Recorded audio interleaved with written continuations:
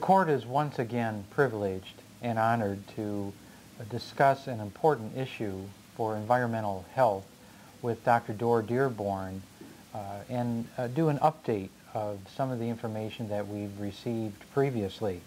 Now, Dr. Dearborn is the director of the Sweatland Environmental Health Sciences Department, and well, actually that's the Sweatland Center for Environmental Health. Correct. And that's located at Case Western Reserve University. Yes, it is. And then also, Dr. Dearborn is professor of pediatrics at Case Western Reserve School of Medicine and has been studying the issues of indoor environment, mold, and a number of other issues that deal with the quality of life that our citizens face, and have come across in previous years some problems that first manifested themselves, at least brought themselves to the attention of you, Dr. Dearborn, and then have been studied not only in Cleveland but throughout the country. And the Center for Disease Control became aware of this because of the studies here in Cleveland, I believe. Is that correct? Right. Actually, we involved them in the initial studies. When we recognized we were seeing too many young infants that were having severe pulmonary hemorrhage, we called them and involved them in trying to sort out why we were seeing so many and to help investigate what the source might be. Over the past now 9 years, northeastern Ohio has had 51 cases of unexplained pulmonary hemorrhage in young infants. And of those, there have been 16 deaths. So it's a significant, often fatal, serious disorder. Why in Cleveland, and why in a certain ring of Cleveland and inner ring suburbs would this happen? Is there some reasons, or are there some ideas of why these areas are being affected with that? Well, with the initial CDC investigation, we did not know what we were dealing with in terms of in the home environment. And so we threw a wide net to try to sort out what it was. After multiple weeks of trying to sort that out, we found that the thing that was most common in comparing the infants who had the bleeding with control infants that did not have bleeding in the same neighborhoods was that they came from homes that were water damaged and homes that had mold growth in them. And then the initial investigation found an association, an epidemiologic association between certain types of mold, particularly one called Stachybotrys, and the babies that were having the pulmonary bleeding. Dr. Dearborn, the Stachybotrys mold, is it new to the Cleveland area, or has it been here for a long time? And why are we just hearing about this in the last few years rather than having a problem before then? Certainly there's been water damaged properties and mold. Stachybotrys is rather universal around the world. It's quite uncommon to actually find it in the outdoor environment, although obviously it exists there. It's of concern to find it in the indoor environment because it only grows with very significant water problems. It takes water-saturated cellulose for it to grow. Now, why we would all of a sudden start having a problem in Cleveland, and why it would be limited, not limited, but predominantly in the east side neighborhoods, we still don't know that answer. What should people be wary of with mold growing in their home? There are several things that molds, fungi, can cause in terms of health problems. The obvious ones that have health problems are those that have underlying problems to start with, such as asthmatics, such as anyone with a respiratory problem. But given a heavy enough exposure, you can have things beyond the respiratory areas that affect people. What would you do if you found that you had this mold in your home, and I imagine you could test this, send it out to a lab to test it? Well, one can, if one has a fairly large area and you're going to spend a fair amount of money on it, one can go through testing. As a general principle, we don't always recommend that if you see a little patch of mold that you worry about going through the expense of having it tested. Rather, the general recommendation is that if you see mold, number one, you find out where the water came from that let the mold grow, and number two, you remediate the mold as you get rid of it. without having to do testing, without sorting out whether it's any special type of mold or So not. if you see mold growing, then stop the source of the water, reduce the humidity, and then the products that the mold is growing on, abate those in some ways, presumably through some type of cleaning. And what type of cleaning would Well, you use? A common thing that you have, if you have water back up in your basement, for instance, or water coming through the walls or the floor of your basement from the water table, you need to not only be aware of where that water is coming from and what it might take to take care of it, but what's getting wet. If you have cardboard boxes sitting on the floor that are getting wet, that's exactly what the mold is going to grow on. So you need to get all things like that, including clothes, etc. Anything that is a cotton, wood cellulose substrate that mold likes to grow on. You get it up off the floor so it doesn't get wet. And if it does get wet, dry it in less than 24 hours. So you have to dry it within less than 24 hours, and if you don't, can it be cleaned after that, or do you suggest that you just discard the item? Depends on how infested the material is with the mold. If you actually see mold growing on it, then it's probably safer to discard it.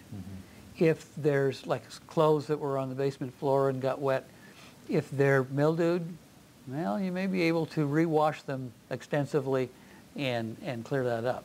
On the other hand, again, if you see frank mold on them, it's safer to just discard them. We would strongly urge people not to put carpeting in basements, and before they finish off a basement area, make absolutely certain that it is always, not just most of the time, always dry.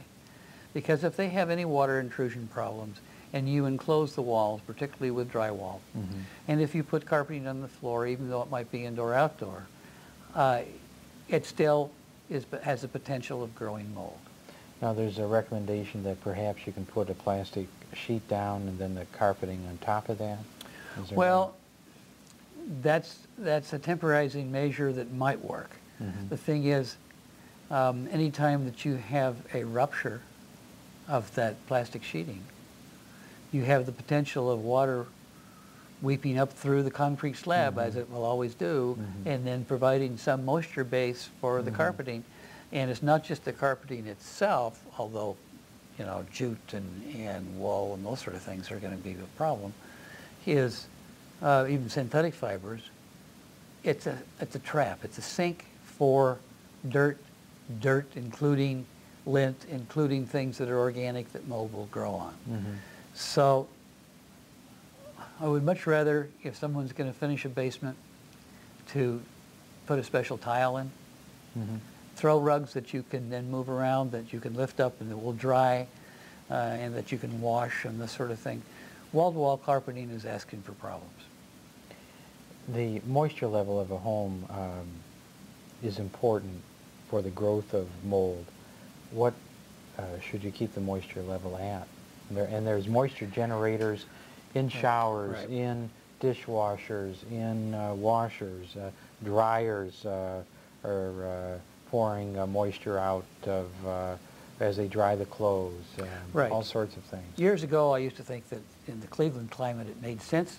Why would you vent your dryer to the outside in the wintertime? Provide more moisture to the house.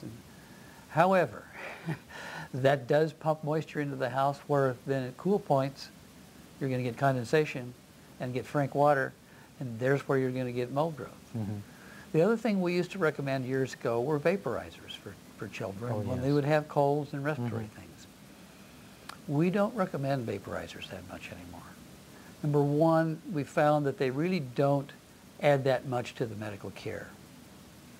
And secondly, we know that they produce mold in the process of increasing the vapor. The recommendation is to maintain the house less than 50% humidity. At 50% and above, not only do you get condensation and mold growth, but those are the conditions that dust mites will grow. So for good health, healthy, clean house, it's less than 50% humidity. And if you think a vaporizer is helping your child, use it sparingly. no more than an hour or two a night. Did not leave it on all the time. Doctor, what is the recommended method for cleaning up mold? Say you don't have a large area that's covered with mold, but perhaps a smaller area. How would you tackle that problem and be safe? Let me define the small area for you a little bit. The guidelines now that come out of World Health Organization and Canada is if a wall in a room contains more than 2% of the area of the floor of that room in visible mold, then you have a serious problem. You should bring in a professional then. That translates into, if you have a room that's 10 by 10, that's 100 square feet, and you have a wall, any of the 4 walls contains more than 2 square feet of mold, then you have a significant mold problem. Now, if you have 2 feet or less, then oftentimes you can clean it up yourself. And of course, the first thing is to figure out how the water got there. Mold is ubiquitous. Mold will grow anywhere where there's water. And so if you have a plumbing leak or a roof leak or some other source of water that gets organic material wet, you're going to have mold growth. So the first thing is to figure out where the water came from and to take care of that. Then addressing the mold itself. We're recommending now to use strong detergent. Household cleaning detergents that are common. And scrub it and clean it well. Now obviously you have to protect yourself with strong household rubber gloves and with a mask. And so you don't get any on your skin. Not only the detergent would bother you to start out with, but some of the molds can produce skin problems. And obviously if you inhale it, then you're producing problems in your nose and in your lungs. And so scrub it and take care of it. Now, if you have more than a few square feet of mold, it really is much better to get a professional to come in and assess what the overall situation is and what needs to be done to stop the roof leak or whatever, and then adequately remediate it. And these workers that do the remediation work, and the County Board of Health has trained a number of firms in the Cleveland area that do properly do mold remediation. Not only do they know how to do it, they know how to protect themselves when they do it. And at this point, when they're dealing with a lot, they put what are called respirators. I mean, these are the masks with the canisters on, protect their face, and full suits to cover their clothes. It's much like the asbestos abatement professionals. With people who started out in the asbestos and lead abatement, and those firms now have been trained to handle mold, and it's much the same considerations. A major consideration when you're dealing with mold remediation, if you're dealing with a lot of it, is to seal off the rest of the house. If you have a back bedroom that had a roof leak, and you've got 10 square feet of mold in that room, and you've got to pull out drywall and stuff, you don't want to track that contaminated drywall and materials through the rest of the house, because then you're contaminating the rest of the house and the rest of the belongings in the house. What you rather do is seal off that room and put everything out the window. So there are certain principles that these people know how to use to protect the other belongings. Are there some other things that we need to know, Dr. Dearborn, concerning mold in the indoor air environment, and also what we can do concerning the Stachybotrys mold as well? Well, for the past 6 years now, we have had a prevention program for the pulmonary hemorrhage problem in infants, where we go out to infants' homes as soon as we can after they're born, and inspect them for conditions that would be leading to the mold problem. Has this been helpful? And we think it's been helpful. We've had a decrease of almost 6-fold of the incidence of pulmonary hemorrhage infants until last year. Now we've had 4 infants in the past year, and we're still trying to sort that out as to why. We haven't always had all of the the maternity hospitals participating in that program, and we hope by including all of them that will help. What are some of the items that homeowners or occupants, renters in apartments should be concerned about concerning their home and the various components, and what do they need to do? Okay. The basic thing with problem with mold is that mold is everywhere, and any place there is water in an indoor living environment, you're going to have mold growth. So the practical places to look for this are, there's a list here that we can go through. Air conditioners, of course, have water of condensation, and if they get dirty, or humidifiers or dehumidifiers, if they get dirty, that dirt is substrate that mold can grow on. Bathrooms need to be vented in that the moisture that builds up in the bathroom with a shower is just a sort of condensation that will lead to mold growth. Similarly, kitchens need to be vented. Stoves, particularly gas stoves, have got to be vented to the outside, because in the process of burning gas, you generate water. Refrigerator drip pans. Most all refrigerators, at least of the age that I'm used to thinking about, had a drip pan underneath, so that if there was a spill in the refrigerator, it would catch it rather than running across the floor. Those are a notorious place for mold to grow and should be checked on a regular basis, at least once a month, if not sooner, looking for mold growth. As we mentioned earlier, laundry rooms with dryers. A dryer has to be vented even in the middle of winter, particularly in the middle of winter, because if you don't vent it, then all of the moisture coming out of the clothes is going to condense on the walls and ceiling, and there's exactly where mold is going to grow. And I've seen houses in one of the inner city projects where that was the major problem. They did not vent their dryer to the outside, and you could see mold growing on the walls over every one of the metal studs in the wall and across the edge of the ceiling. Unvented attics. Attics can trap moisture, and this is why by code they need to be vented. We've talked about carpeting on a damp basement floor. As far as I'm concerned, carpeting on any basement floor is asking for problems. Bedding. Well, bedding in itself needs to be dried out during the daytime. The traditional practice of making the bed in the morning is probably not the best idea. The best idea is to open up the bed and let it air out, and then make the bed later in the day. Water-damaged walls and ceilings. Anytime that there is a water problem from a leak, roof leak or plumbing leak, as soon as it's detected, you need to stop the water and you need to dry it out. If you dry it out within 24 hours, you're not going to have significant mold growth. But if it sits there for days, weeks, and it turns into a chronic problem, you're going to have horrendous mold problems. And it may be in the wall cavity. You may not see it. You may smell it, but you may not actually see the visible mold. And just because it's in the wall cavity doesn't mean it isn't protected, because every time you open and close the door in that room, you ventilate that wall through the electrical outlets. Pets. Well,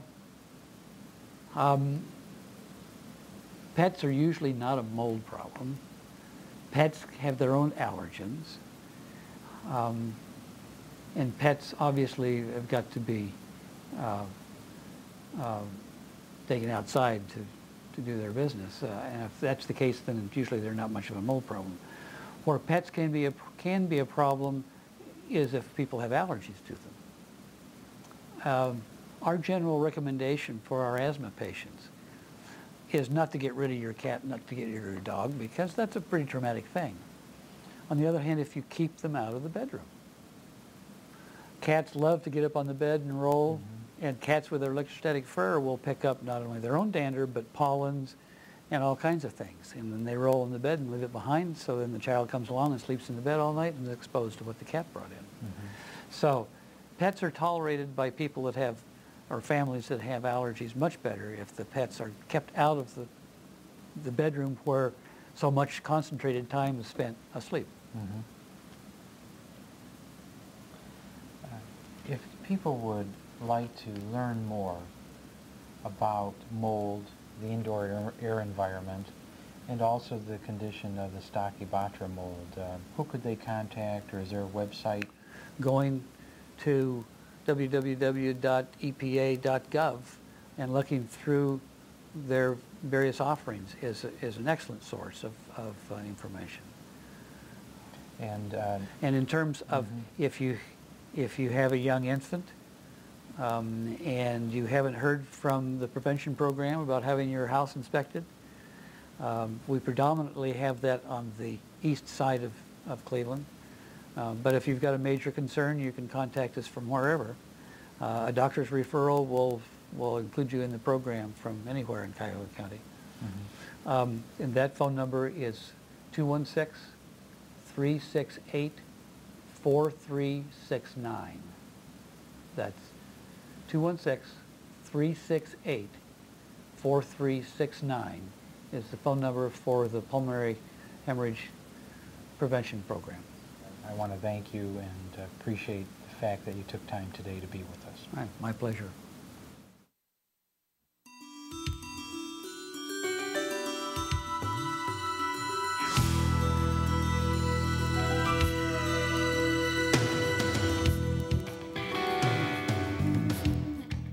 In this portion of the program, we will be interviewing Mr. Terry Allen, Environmental Coordinator of the Cuyahoga County Board of Health, concerning how to detect and abate mold problems in our homes. We're in a home in Cleveland and where the mold has been detected. It has tested positive for the mold.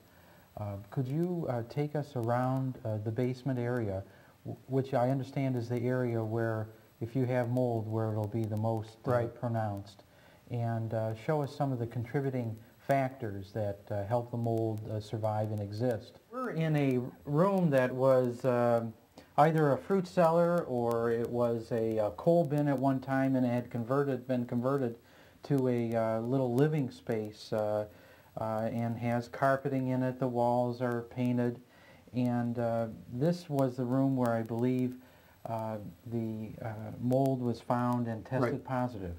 Right. I guess we can describe a couple things in terms of risk factors that we see in this room. When we're talking about this mold, the Stachy mold that the judge spoke of, we're concerned about wood products and water, lots of water. It is the type of medium that this mold needs to grow. And in this instance, you can see these cardboard boxes. Mm-hmm. And we're going to turn this toward the camera here, and you'll see on these boxes there's quite a bit of black mold that's growing here in and around the boxes. This is the preferred growth medium for the mold, cardboard, as well as even the back side of drywall where the cardboard is on a gypsum board, so that where you have a lot of water coming into contact with cardboard and wood products, that's something that you want to avoid. It tends to be the best growth medium for the mold. Gary, these are relatively new furnaces, and they both appear to be in good order. What could possibly be wrong with these furnaces that would contribute to this mold problem? One of the unique things we found about Cleveland is that they tend to have this furnace style that has been called the Cleveland drop as a phrase. In fact, Jim LaRue coined that phrase, he did, isn't it? Many years ago, I understand, before my time. It's a phrase that described a situation where your cold air returns are not directly ducted back to your furnace. You can actually see here, we have a furnace filter down here that is installed here. You can sort of slide in and out. Thanks, Judge. Mm-hmm. And this is where air is brought in from the general basement space, and this here is an actual blower that would then distribute the air up to the upper floors. And the reason that it can be a problem associated with distribution of this mold is that the ducts from the cold air returns here, and you can see them here on the wall if we wanted to scan over. This duct here in the corner that looks a little bit like a laundry chute is actually dumping the cold air from the general basement, from the upstairs into the general basement space. And what that means is that the air that is being used to supply air for the home is being pulled then through this filter and up into the general floor space.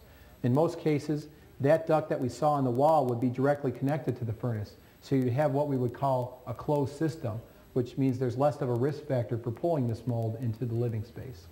There's several areas in this section of the basement that we need to look at and point out. One of the areas is the washer and dryer, and of course the washer generates a great deal of moisture. Right. And in this case, as in many places in the city, the washers are mounted on skids, Right. old pallets that are Right. put up. And because of the water problem in this basement, probably a good idea to get the washer up. Right. So in case there's flooding, it doesn't ruin the washer. Right.